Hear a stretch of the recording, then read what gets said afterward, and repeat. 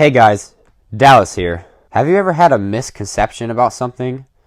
I'm actually positive most of you have, so let me rephrase that in a more detailed question. Have you ever procrastinated something like watching a show or a movie, maybe playing a game or doing a certain activity, based solely on the fact of a misconception or predetermined thought about it? Well, that's exactly what I did with A Silent Voice. Specifically anime in general. Anime has gotten such a bad rap over the years for being, how do I say this, sus. Most of the time people associate anime with inappropriate things and other stuff I won't get into today. That's exactly what I thought as well. My friend Samir was like, hey, you should watch this movie, and I was like, no. Because I had a misconception that it was going to be a bunch of inappropriate scenes back to back and just a bunch of unnecessary stuff in it.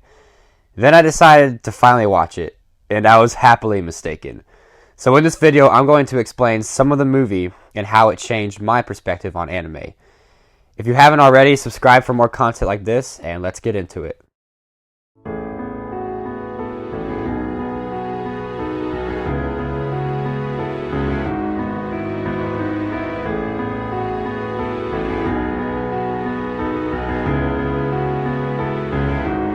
Part 1. The story. Before I get into more detail, I just want to sum this movie up as best I can. It's about two people, a boy and a girl.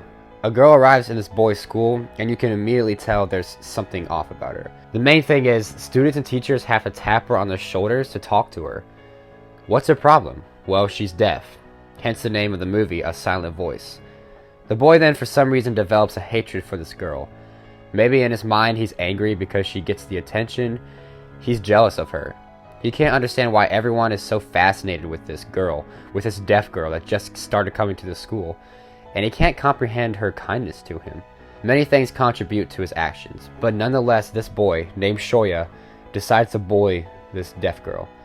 He starts being verbally abusive, calling her names, gossiping about her, making fun of her to her face, which is all horrible in a sense, but believe it or not, he goes too far. He starts being physically abusive. He shoves her, puts sand in her face. He fights her after class, punching her and drawing blood.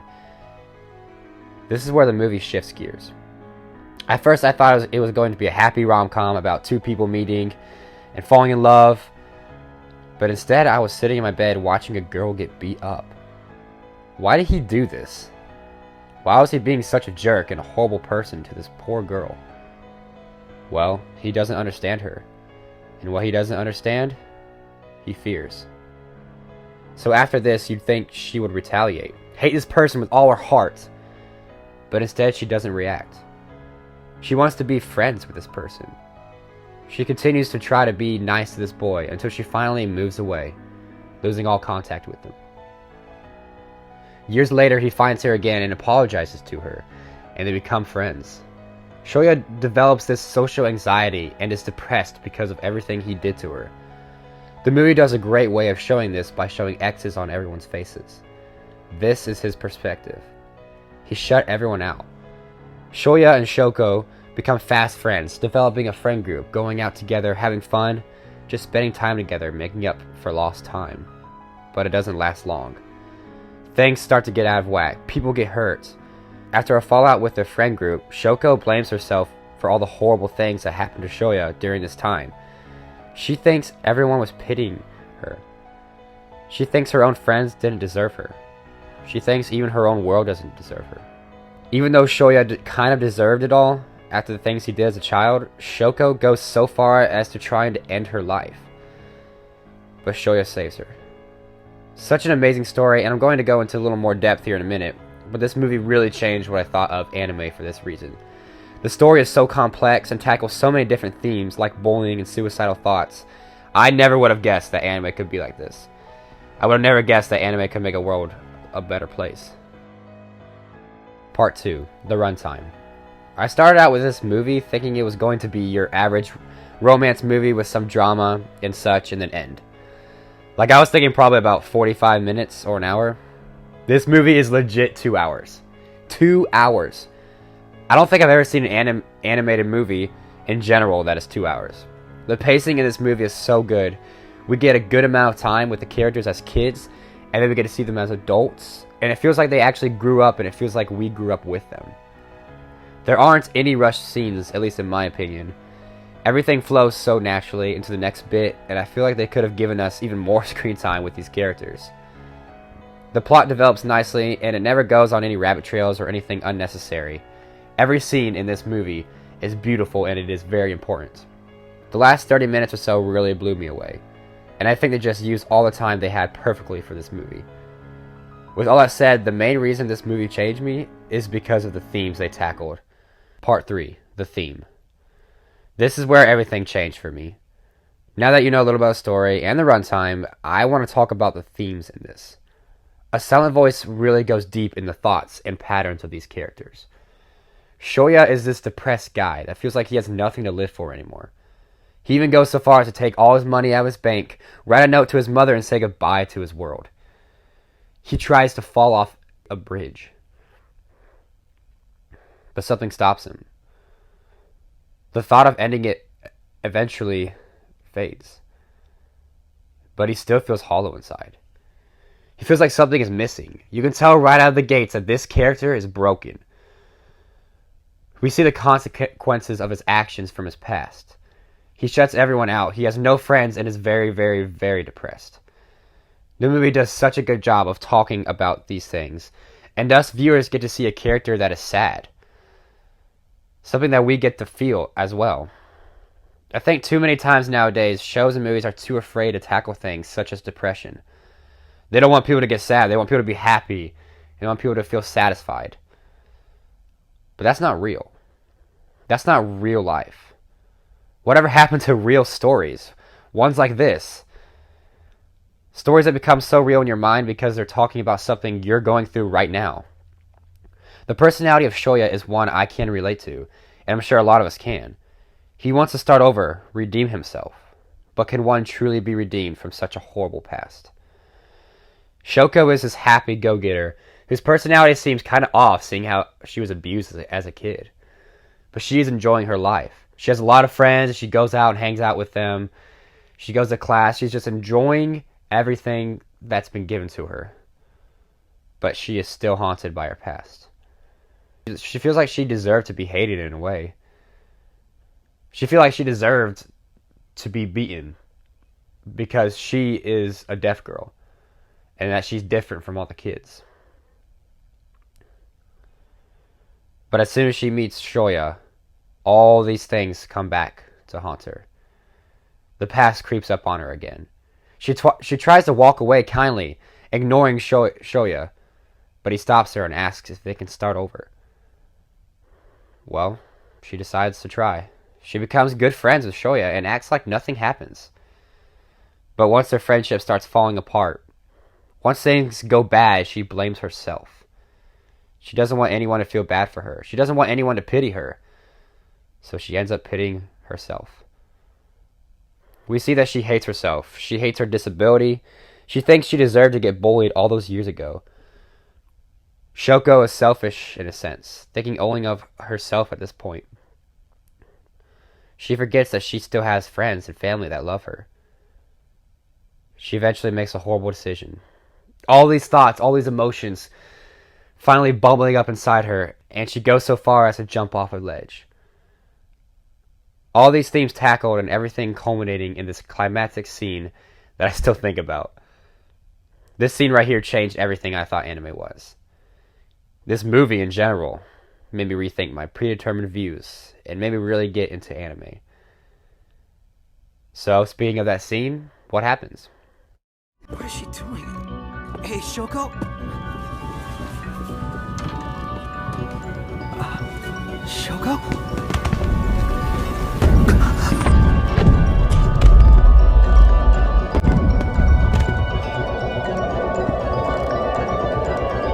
Shoko is about to do it, and Shoya realizes what she's about to do. As he starts walking to her, the music swells. He starts running. He starts getting nervous that she's actually going to do it. He realizes that he should have been there for her. All these thoughts running through him as he starts running, and then he eventually trips. Everything goes in slow motion. The fireworks illuminating the balcony as Shoya watches in horror as his friend falls off the edge. Everything ends right here. His hope of changing, of maybe possibly opening up to people once more, all of it is gone.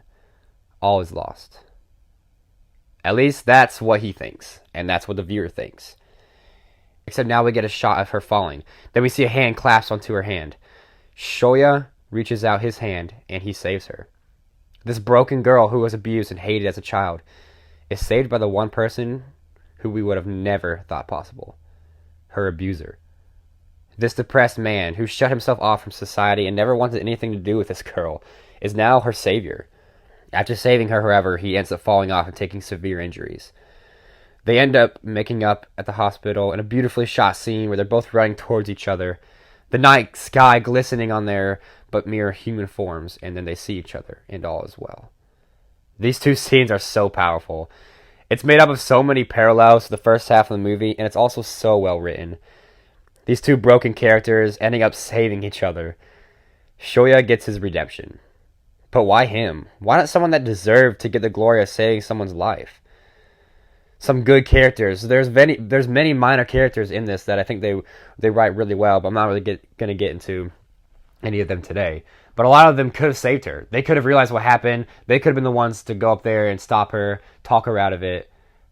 But no, it was Shoya. Well, you see, this movie has no villain, no hero. It simply tells us a story of hatred, love, depression, and gives us an option on what to think about those things. It tells a tale of humans and their fight over their emotions and to fight for each other. This is what anime truly is. It is just another medium to explore the human mind and its brokenness.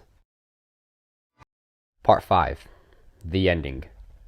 After watching this scene, I had to just take a breath. I paused the video and I just looked up, stared at my ceiling for quite some time. I then unpaused it and realized there is still some time left in this movie. The ending. Oh, the ending. The ending is so heartwarming. Shoya and Shoku work out their problems. They do. They are going to be there for each other no matter what. They make up with their friends and everything is perfect in a way.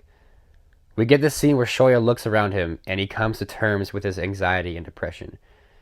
He finally sees the people around him. He finally sees. You see, he's known they were there the whole time, but he never truly saw them. He never truly saw their faces and realized that they were humans too. He finally opens up his heart for once. After all this time, all the mistakes he's made in the past, the horrible actions he's done, we get this scene where the X's fall off, representative of the fact that he's changing his perspective. He then cries, uncontrollably. This scene broke me, if I'm being honest. The movie just does a fantastic job of making you invested in its characters. The whole time I was hoping for him to change, wanting him to realize that there is still hope. Then the scene comes and I watch as the X's fall off. I watch as the people around him start to light up and become clear. He did it. He finally realized that there's more to life than just the past. This scene was the perfect ending to an already perfect movie. This scene ended the movie on a hopeful note. Hopeful that Shoya and Shoko could be friends again. Hopeful for their future. This movie changed my thoughts on anime, but not only did it do that, it changed my thoughts on life as well. It made me realize to be more thankful of the friends I have. To be thankful that I'm not alone in this world. That's what a movie should do. Change your perspective on something. My original perspective on anime as a whole was incorrect. My predetermined mindset going in was off. In reality, this movie changed my thoughts on this whole genre. That's what media should do. Change your misconceptions. Change your thinking. And that's exactly what A Silent Voice did for me. So, in conclusion, A Silent Voice did something to me that no other movie has ever done. And I'm grateful for it. If you haven't yet watched this movie, I highly recommend it. It's been out for some time, and yet I wish it got more attention. Hope you all enjoy this video. Once again, I'm hoping you're enjoying these video essays because I absolutely love making them. So comment down below, subscribe if you haven't already. And remember, if you have a predetermined thought about something, consider experiencing it first. It just might change your mind and your life. Thanks for watching, and I'll see you next time.